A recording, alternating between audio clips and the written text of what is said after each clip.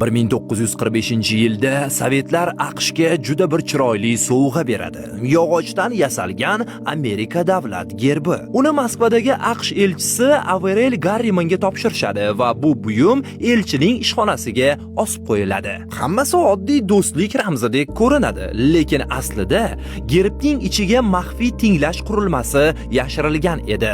Bu qurilma keyinchalik tarixda The Thing, ya'ni narsa nomi bilan mashhur bo'lib ketadi. Eng dahshatlisi, bu oddiy josuslik apparatiga o'xshamasdi. Unda na batareya bor edi, na sim va na doimiy signal. Qurilma faqat tashqaridan maxsus radio to'lqin yuborilganda faollashardi. Shu sababli uni oddiy tekshiruv bilan topish juda qiyin bo'lgan. Sovetlar kerak paytda tashqaridan signal yuborib, elchixona ichidagi suhbatlarni tinglay olgan. Shu soddaligi sabab qurilma yillar davomida fosh bo'lmay qoladi.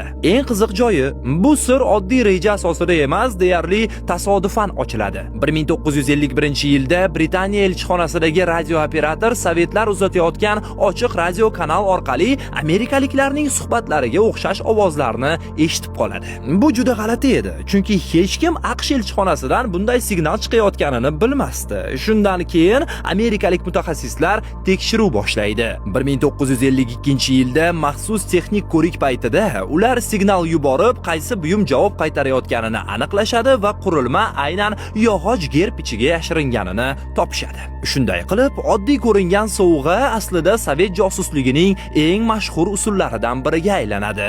Gerb 1945-yildan 1952-yilgacha elchixona devorida osilib turgan va shu vaqt davomida maxfiy suhbatlarni tinglash uchun ishlatilgan.